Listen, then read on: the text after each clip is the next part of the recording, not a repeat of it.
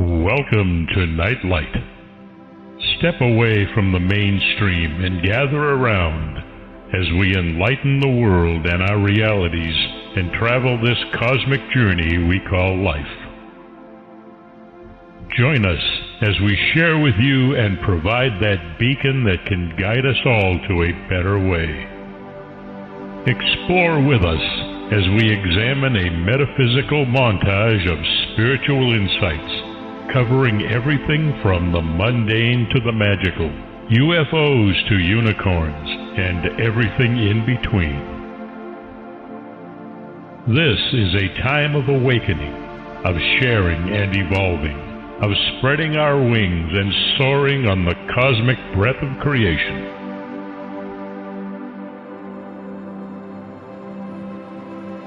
Come and join with other light-minded spirits as we weave our lights together to seek understanding, enlightenment, and with a little luck, some wisdom.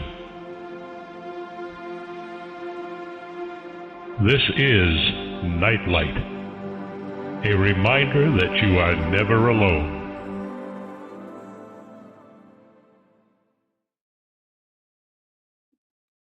Welcome to Nightlight, everybody. This is a very, very special show. Whoops, I haven't lit myself up. Hold on a second. Oh, here I am in the light. Talk about somebody who's always talking about being in the light.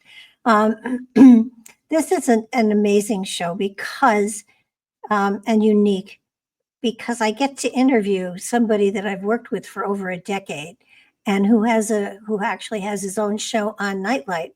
So it's going to be very interesting for me because I have weathered the storm through his writing this book that we're going to be talking about. The name of the book, by the way, is Lakes, Lizards, Linton, and Leverett, Ohio River Drainage Antiquity, Antiquarians, big words for me, Antiquarians and what they found. It's certainly not a topic that is in my wheelhouse, and yet I have been with Mark through all of the writing of this book.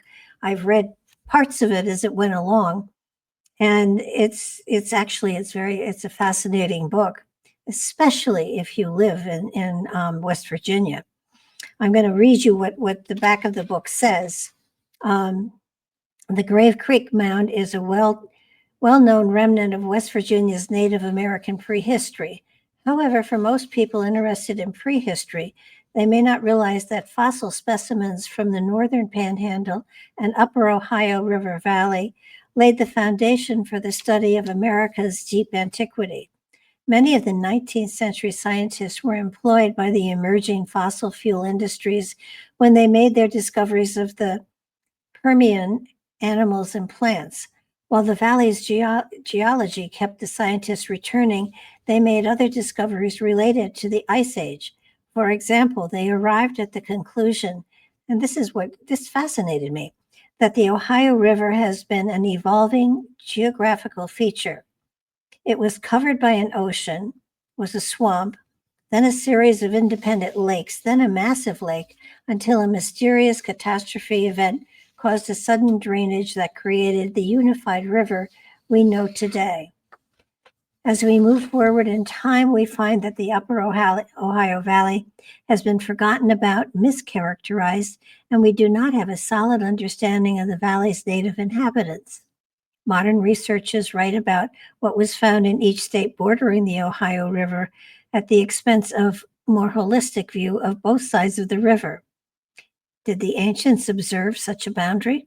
The second half of the book examines what we do not know about the valley's prehistoric cultures and what we will try to answer over this series.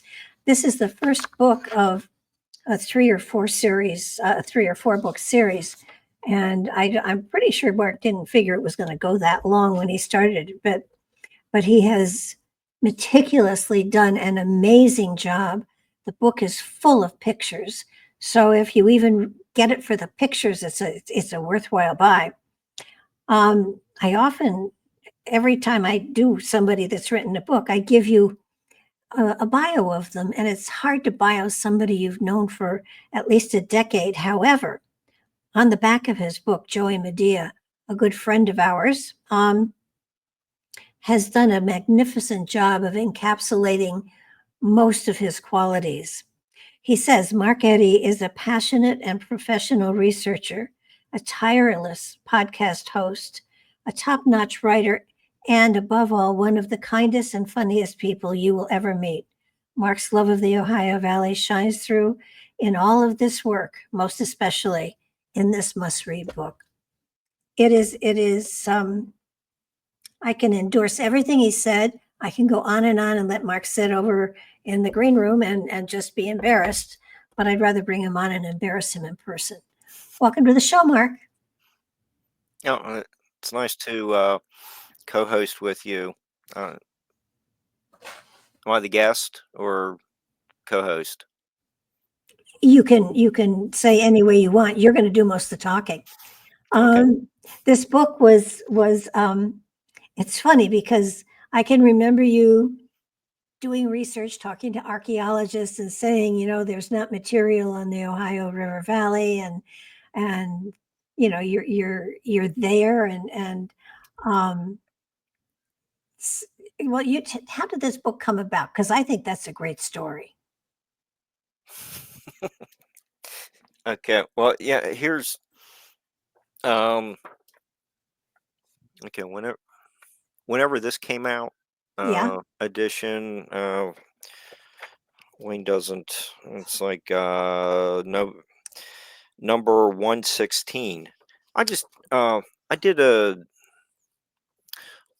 article on like 4 somewhat recent book, just book reviews, just drawing people's attention to the archaic culture.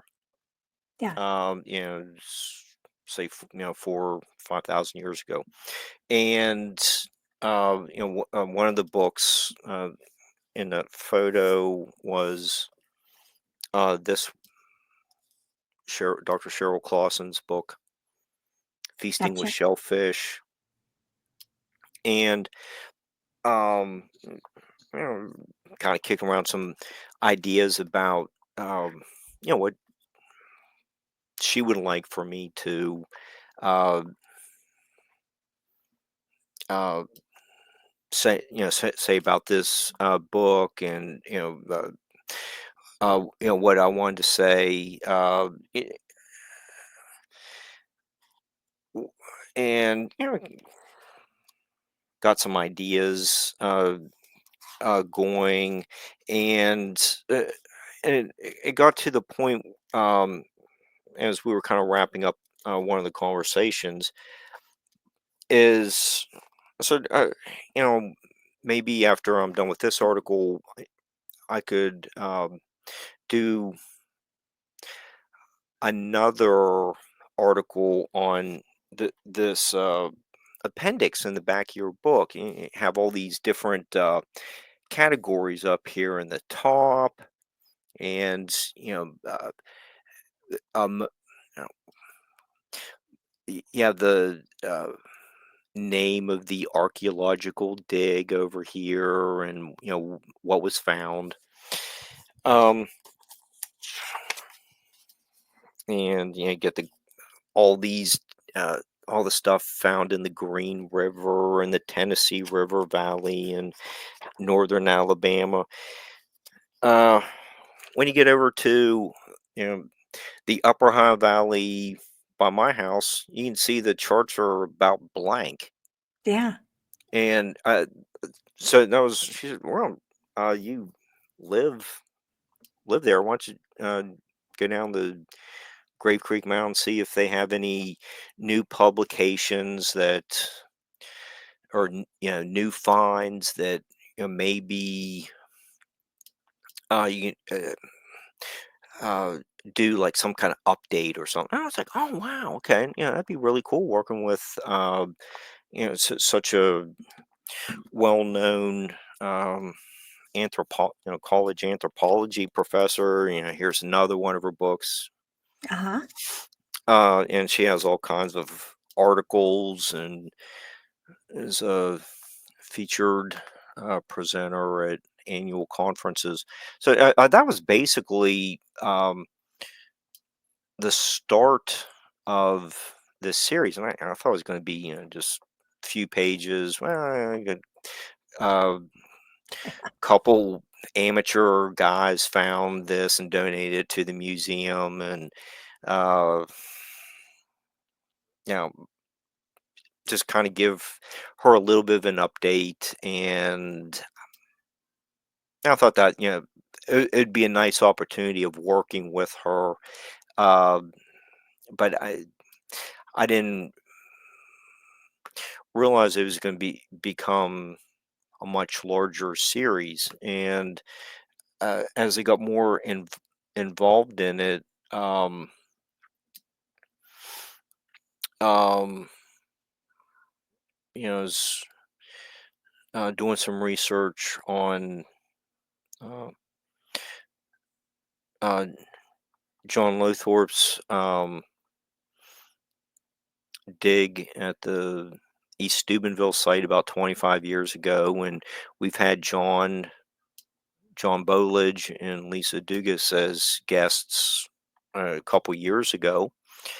And the book that they put together, as well as several other contributors, it, it's like it's a fantastic book. And I think I said on the air that it's my favorite book. Getting all kinds of neat graphs in there, color coded graphs. It really makes uh, the dig site more informative with, like the little green dot shows an intense concentration of arrowheads, that kind of thing. It's really well done. But it was, a book seemed like it was more of the company's you know, documentation to the state. There wasn't a whole lot of public copies available. So it was nice to have a chance to read that book. Um, it's just kind of putting some notes together for Cheryl,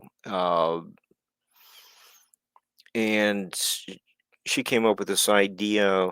Um, okay, why don't you take it back further to like the Ice Age and work your way forward and show cultural uh, traits evolving over thousands of years. Well, I thought, okay, that sounds really neat. But I know there's not too many like Ice Age artifacts, you know, uh, arrowheads and stuff like that in the state. Well, somewhere a mastodon comes in here. Yeah. So they're you don't have too many human artifacts, no dated uh, fires, barbecues of mastodons or anything like that. You get all kinds of information from the uh, fabulous Meadowcroft Rock Shelter, but that's in Pennsylvania. I'm just talking about West Virginia. There wasn't uh, the state wasn't uh, glaciated, so I was like, oh, Huh. how's this uh, going to be an Ice Age book when there wasn't the Ice Age here? So that's an aspect of the series. W- Um, but to explain um what the huge critters and the people were doing during the ice age in the area, I thought there needed to be a story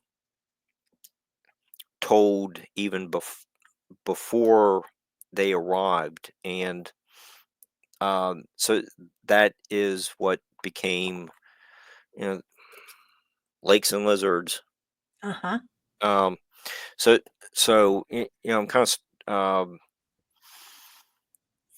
of starting with the you know inland sea type thing. That's where you get. There we go. There you go. Your favorite. Ah, See, it's like biting into my neck. It's the other way. It's like yeah, the fish head, yes. biting it into my neck. Uh, but then, I'm that uh, fish was found in the Cleveland area. That's a little bit out of my region, but um, it Well, are there no artifacts that go back that far? not not human. With the fish head is I don't know, like 400 million years. Oh, no, So not that. there aren't people. You get Yeah, the specimen. Specimens are more of like plants and animals. But yeah, that's uh, it's not. The fish head is it's not really local, but it's regional. A yeah. little farther away. But let me get that off since that's um uh but there's uh places uh like Linton, other areas that um became prominent in uh fossil studies because um you know the, the fossil fuel industry kind of getting started. You get this uh salt wells being drilled in the 1830s, and some of the uh, Muskingum River salt was winning uh, the prestigious Parisian Salt Award. Really? Yeah. There's so where'd all the salt come from? The inland sea. So Okay. okay, but the and when you get uh in like the 1870s or so, you start getting a lot. The people, um, the engineers working with the fossil fuel industries, looking at where the coal seams were going, and they're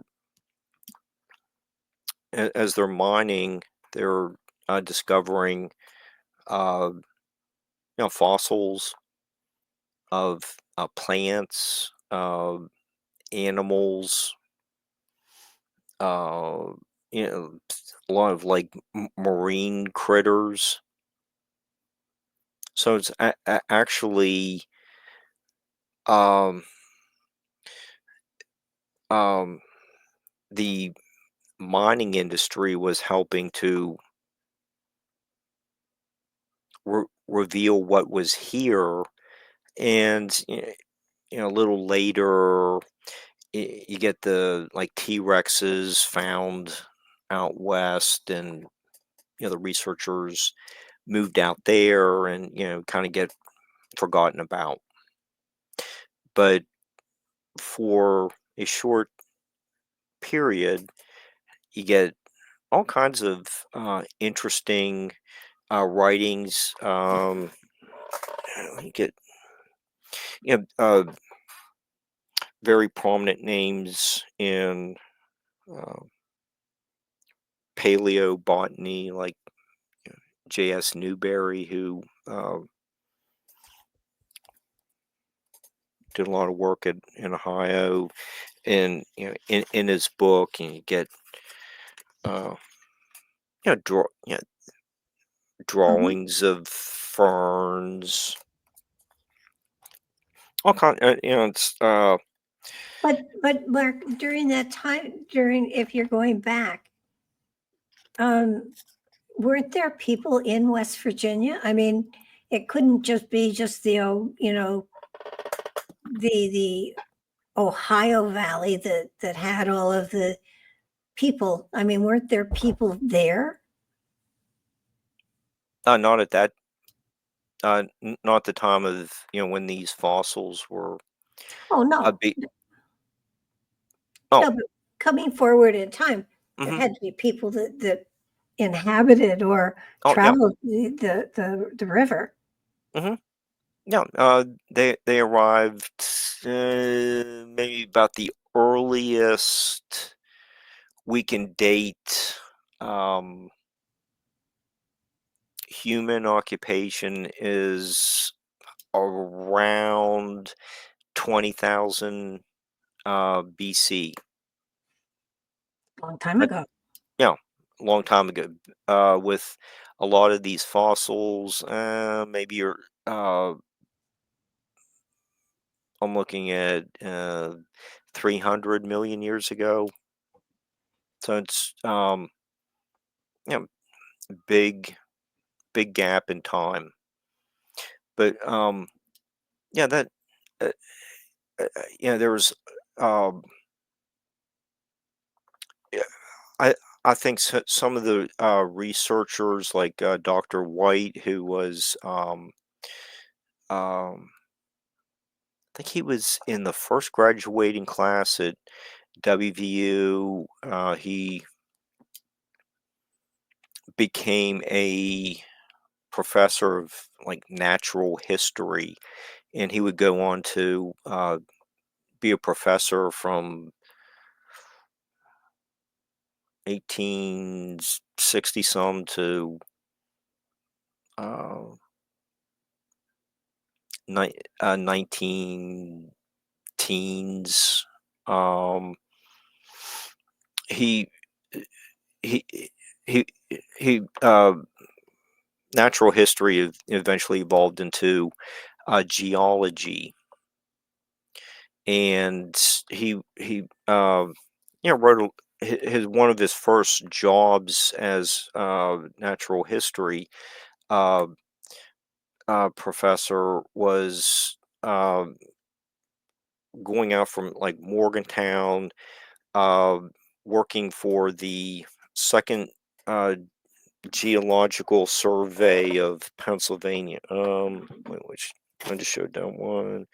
Um, and what he here there was his book, Hmm. The Beaver River District. Um, and he went from the most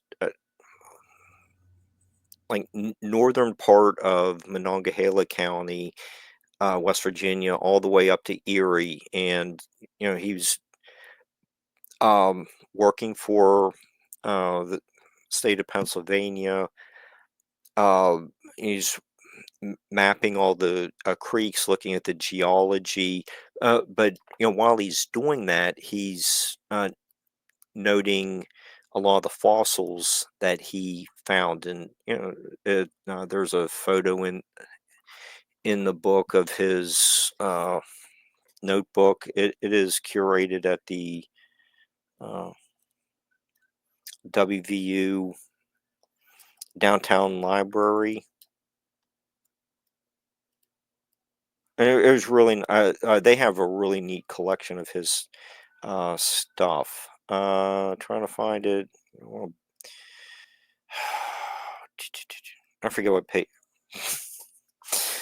I've been working on the other ones. I forget the pay. page number at this point. Oh well, but but he when he's walking all these creeks, taking the elevations with uh the the aneroid. It's kind of like a blood pressure cuff that they would send up, and it checks the elevation. So he's working with like the latest gadgets. Uh, Yeah. so it's some pretty neat stuff that he was involved in. And so Sam Houston from Steubenville was kind of doing a lot of the same stuff. Um, Dr. White was corresponding with Dr. Newberry. I think Dr. Newberry had a was a little bit old, maybe about 20 years older. So he had more experience, and he was more of an authority.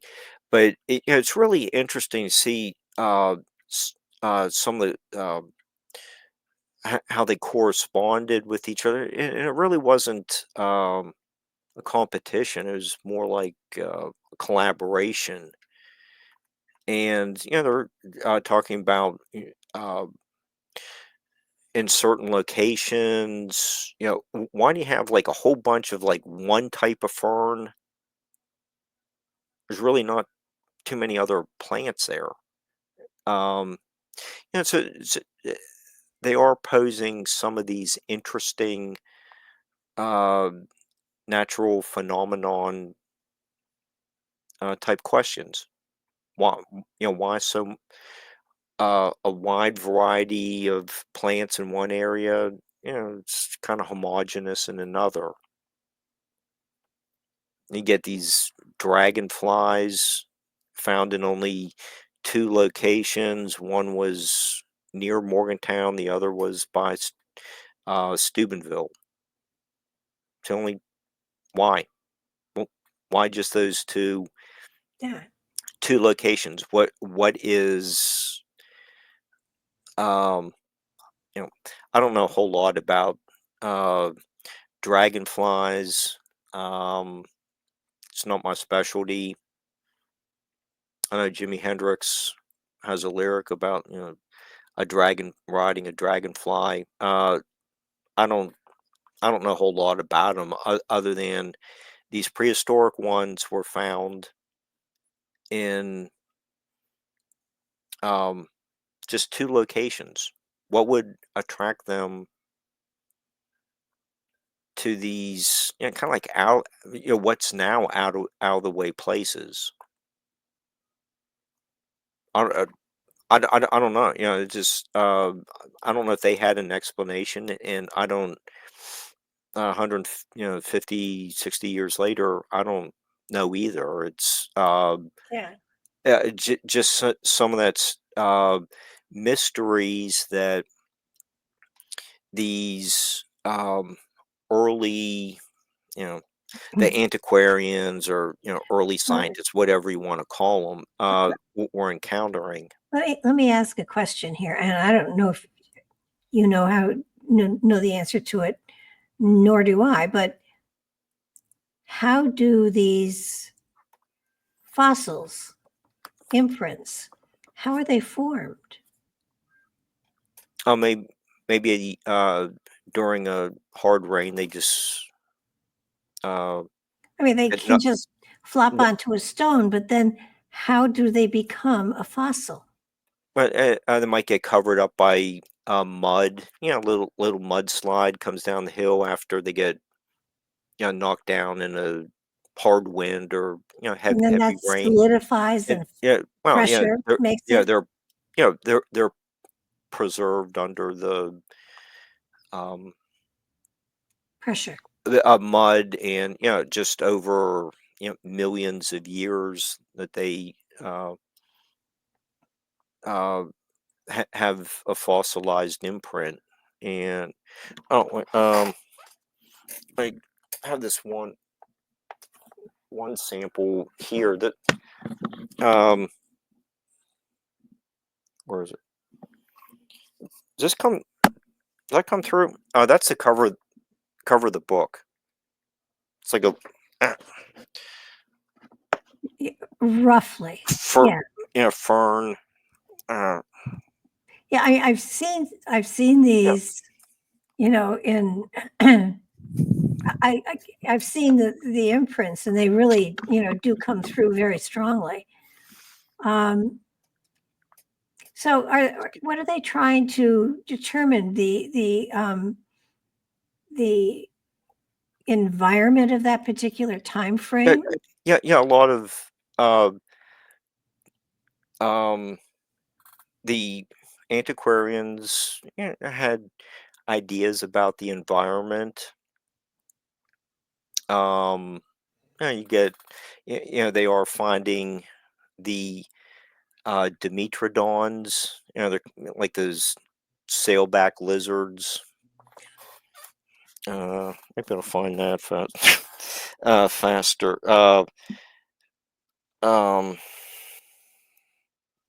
But they, there's one. That one is on display at the West Virginia Geological and Okay. Economic Survey that was founded by Dr. White. So they're trying to tell you what the environment was going back a couple million years. Yeah, you have, obviously it's warmer. At millions of years later, it's going to be colder with the ice age. Then that melts. It, so uh, okay, okay. So you asked a good question there, where I could, kind of like develop a little theme and do a segue into some. But so you have all these like, you know, uh, different like ferns. Yeah, I think most people would, probably recognize those. You get these huge tree, like the lepidodendron trees are, like 165 feet tall. Yeah, it's really a totally different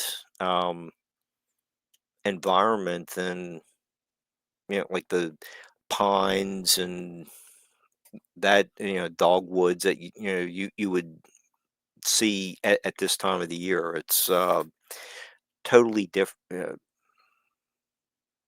Almost like a fantasy world. And I think some of the authors, as they were making these discoveries, let's say 150 years ago, they're almost saying about the same thing. And uh, Edgar Rice Burroughs writing, like The Land That Time Forgot, and uh, um, Jules Verne and his Journey to the Center of the Earth. They could, uh, those authors are turn of the century, 19th century authors. Uh, they're writing like fantasy works, but the real scientists, their contemporary scientists, are almost saying the same thing. And so you get, they find these lizards. Something that's, well, at one point this is more of like uh equator kind of environment. And so eventually, More yeah. tropical then. Okay, that's probably a better word. And so uh so you get all these we go from the inland sea to like the lagoons, where all these lizards and the xanacanth sharks. So you get, like sharks in eventually the Ohio River, the sea scorpions. And it's kind of like these weird looking prehistoric lobsters type. I mean, it's really some cool stuff. Uh, and it, the water level drains, and then water. The water courses, or the water's draining over here, and it's like it's not draining the traditional way of the Ohio River. Well, all these uh rivers change courses over time. So so as the uh these massive swamps drain, they're leaving all the sediment, and eventually get rivers flowing north, like the Monongahela River still flows north today. Uh, the Ohio River was flowing north too, and it drained into Lake Erie. And then you eventually get the north flowing rivers, and the ice sheet moving south. So you have a collision of frozen water and free flowing water. So what happens? Well, the free flowing water backs up. Now you get a huge lake. So now you went from like these swamps from millions of years ago, that filled in, and then you get eventually a little bit of water, forming these rivers, and frozen water comes down out of the north, and so now you get this dam, and the water backs up, so you get erosion, going into the different valleys, and so um here's one of my resource materials. I found this was very helpful, and one of the co-authors was Dr. Stephen Kite. Mhm. We had a really nice phone call, and then he did tell me I did get a photo of the right place. And I thanked him, even though if you're lying to me, thanks. Thanks for making me feel better. But yeah, he said, no, no, I checked it on Google Earth, and it does match up. So, it's, really did appreciate his verification of that. But so you get uh, the little dark space here. That's the front of the ice sheet, and Gotcha. you see the rivers backing up. You get a massive lake, and I think it was like about 1100. Dr. White in 1896 calculated that the surface of Lake Monongahela could not have risen much above 335 meters, or 110 feet, based on coals identified in Salem and Weston, West Virginia. And a coal, it like would have been this um, sediment deposits, and there'd be Mm. like a little, like a saddle, a low point between two hills that might have crossed what's now Ohio and West Virginia. So um, you get this. You have okay, this massive lake up here in the upper um, Ohio River Valley. You had another one around Chillicothe, like the same time. Down here, it'd be off the map, but it's way down here in central Ohio. So you have these two massive lakes, which prevents um, just say, mammoths making into the area. They're just it's just a constant swamp, Wow. and so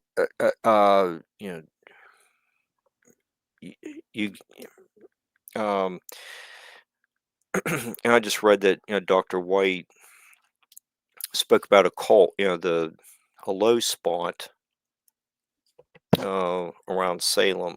Kind of looking at maybe somewhere over here, south of Fairmont, Morgantown, Clarksburg, along not far off of I-79, and over here where the lake ends in the southwestern corner, that's um, I think that um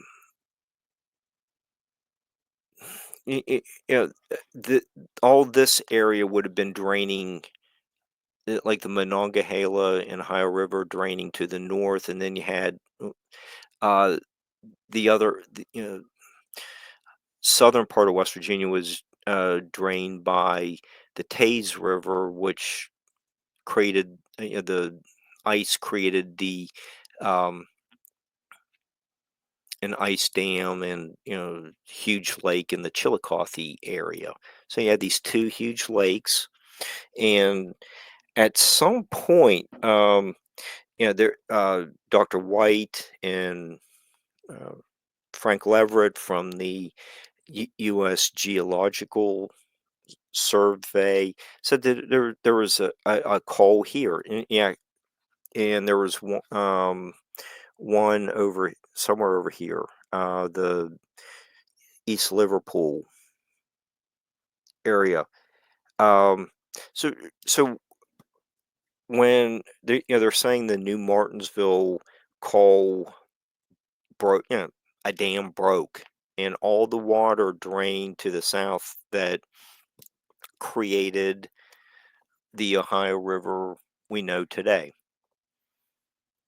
But why did one of the things that really interested, where I got into this, um, what caused the dams to break? Was there, you know, Could for there the be ice? seismic stuff no going on?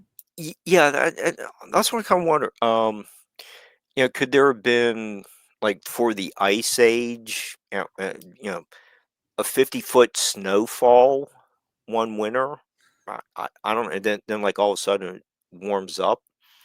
It's like 80 the next day. I don't know. And you just get massive water, eroding But, over the but sides.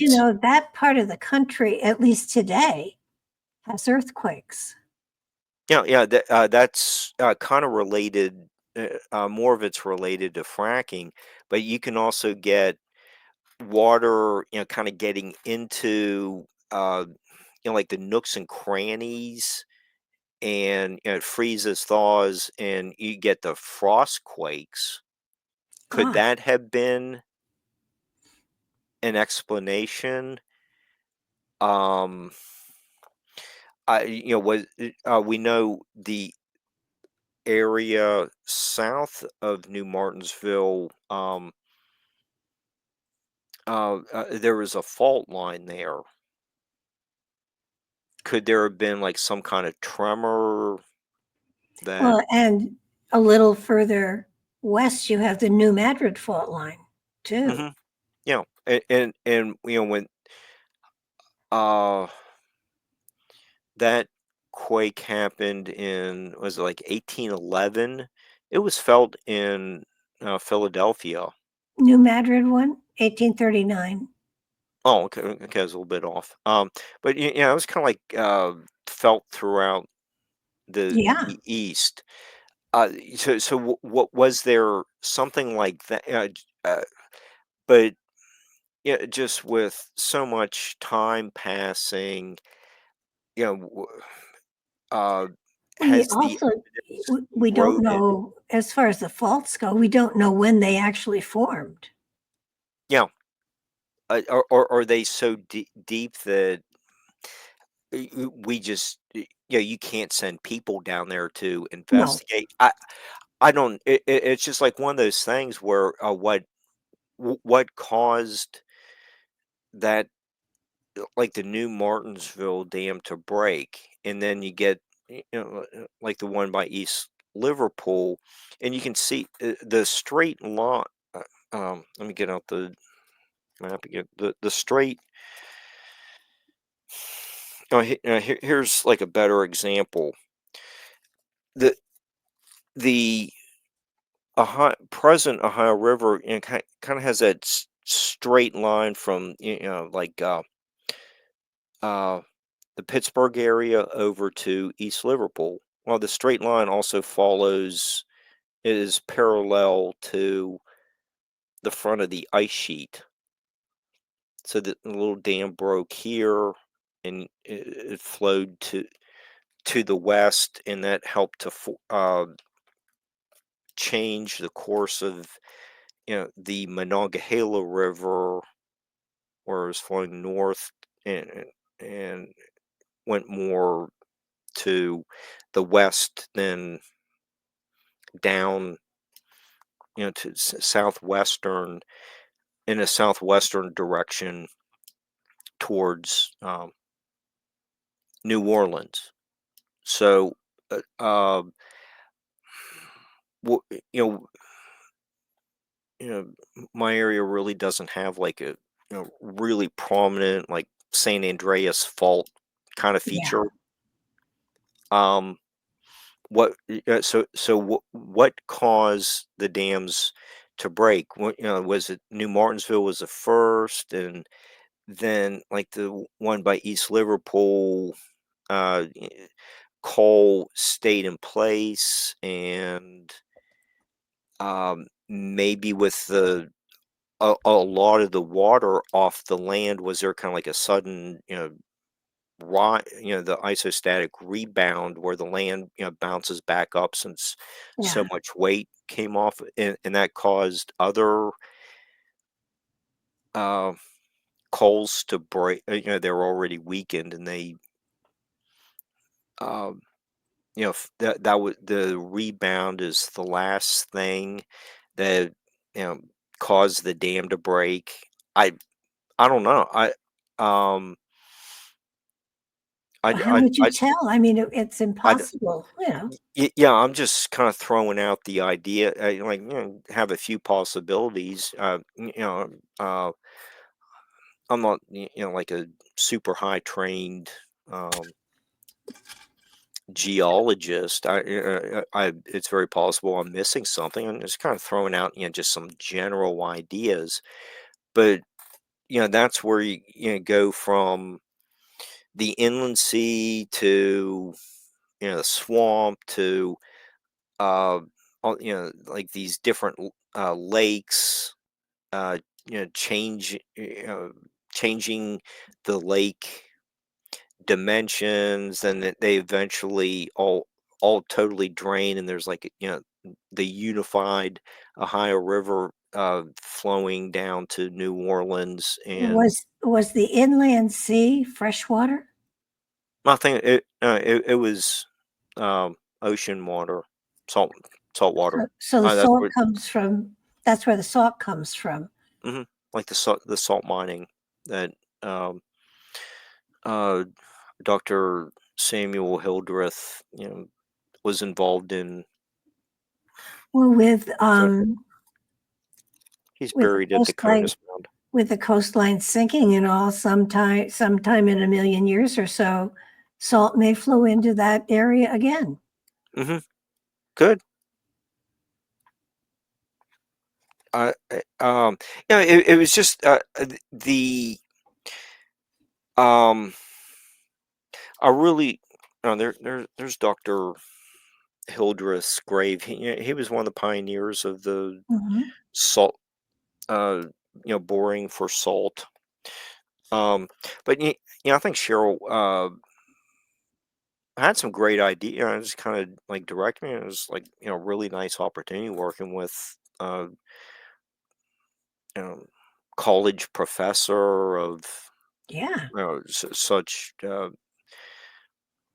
high standing, and some of her other publications, you can find them um, online as well. You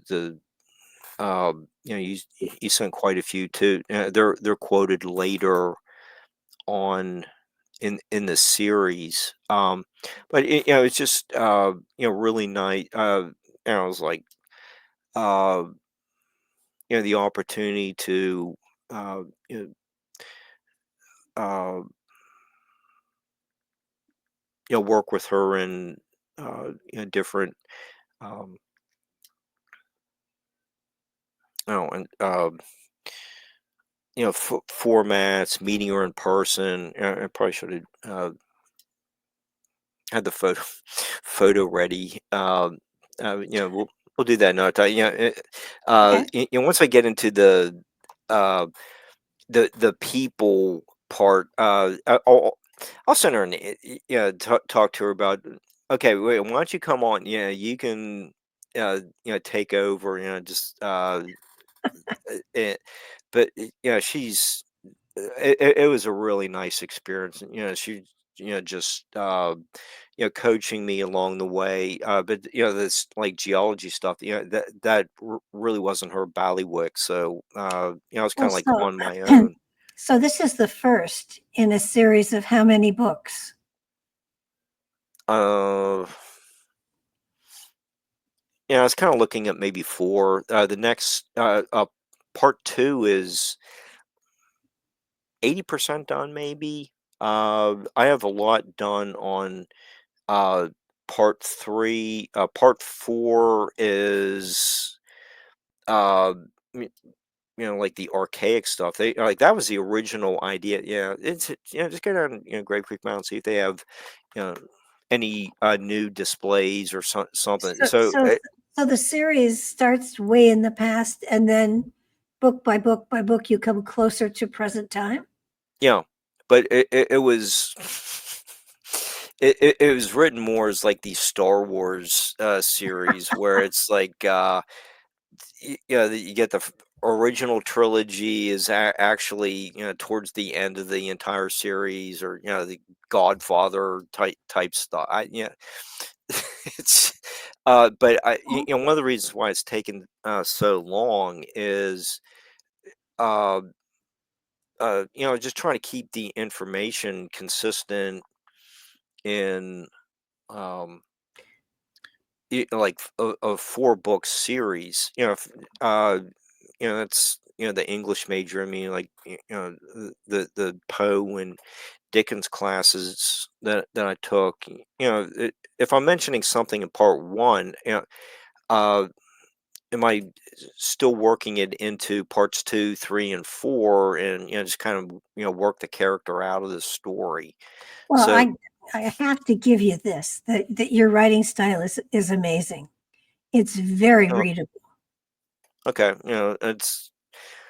it was a bit of a challenge. I'm not much of a science writer in the first place. Thankfully. Yeah, it's try. I don't want to go over my own head writing in like a sciencey kind of way. I was trying to tell more of a story, Yeah, no, it and comes across. It uh, really does. okay, thank you. Yeah, and there's some um short biographies of like Frank Leverett and Newberry, Dr. White,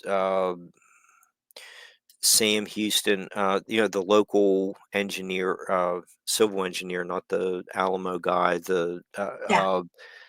um, Dr. Hildreth. I just showed his tombstone in the Conus Mound Cemetery. So you get a, yeah, I think you get a good feel of who a lot of these um, early researchers working in like the salt industry, coal mining, get a little bit of the oil stuff too. It's a forerunner to Yeah. fracking. Um, uh, you get some of the, a lot of these guys are going into the coal mines to do their research. They're also going through the piles of rocks that are brought out of the mines as well. And they're collecting all this stuff, and some of it's still on display in um,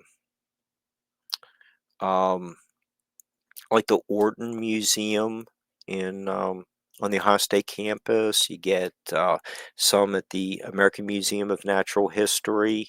There are other artifacts that um,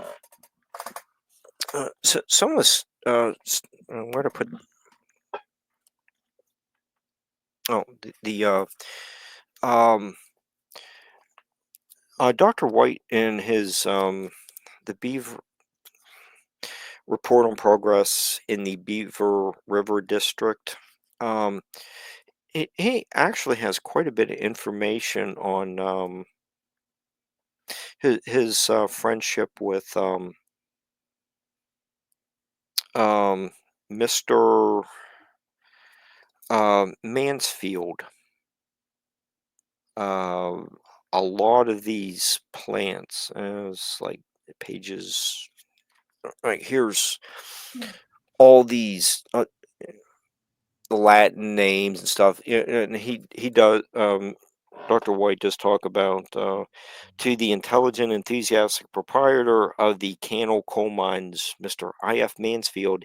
The survey is indebted for one of the finest collections of fossil plants that has ever been made at any single locality in the country. And there's some of these had like nuts or fruits on them. Yeah, this is like fossilized stuff from you know hundreds of millions of years ago. Yeah, really cool stuff. You go to this place. I had some uh, museum people, told me about where is this property was located. Um, and yeah, you sit there and wonder. It's like uh, the I don't know exactly how deep the mines were, but if you just drive through the that area, just right down the street from where the mines were located, it's like a little neighborhood. You get a street going through there. Wow. It's like, uh, how do you get like these sea scorpions and Yeah. all these like you know uh, some of the best specimens of some of these plants found here. It, he says what we see today, it must be nothing at all like what it was hundreds of millions of years ago. And I had a some of these places are we're kind of back to the fantasy world of you wouldn't even recognize the page 31. This photo, it's like how's that the most like prestigious fossil place in America? Wow. Like what how do you how does this area make that claim? It's like you're expecting the neon lights and Yeah. it's you don't get it, but it it's just a nice little scenic drive through Beaver County. Get a neat little sign of like this is the location, where in the 1890s, it's, the legend started of this headless ghost. Um, yeah, that's, kind of right there in the neighborhood too. There's like some paranormal sign. Uh, Well, but I think what would be really interesting is if we can, next time we do this, have some maps to show what parts of the state were underwater at different it's like, points of time. there was like almost, everything, below 110 feet in elevation was pretty much submerged. We'll have to put up some maps and stuff like that to show people. I mean, yeah, this was just, getting the feedback from, like you, so, Joey, some of the other people mentioned, Tyrone, right? Doing his little blurb, some of the other, uh, people that, suffered through various rough drafts, and the phone calls with uh, Jim, $4,000 that took in tax write-offs for driving around. Kind of. I don't know. I think the Mothman Festival uh, fits. It was justified a tax write-off Oh, for yeah. it, but driving around, with the spend that much money on gas and food, it was worth it.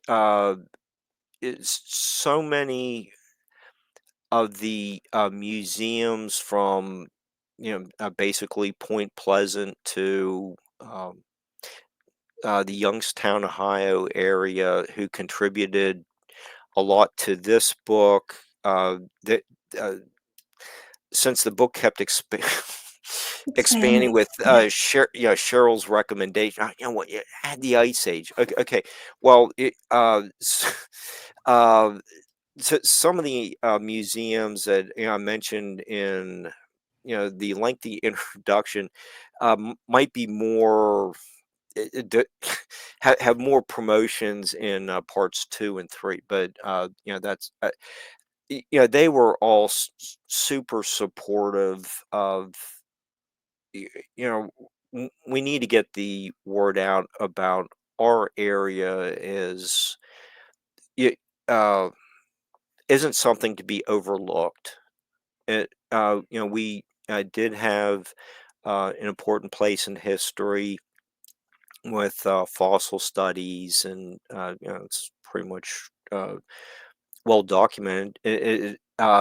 Then I think just a lot of people forget that now, and just every everyone who did something, pitched in some way, made this a rewarding, uh, personally gratifying Oh, yeah.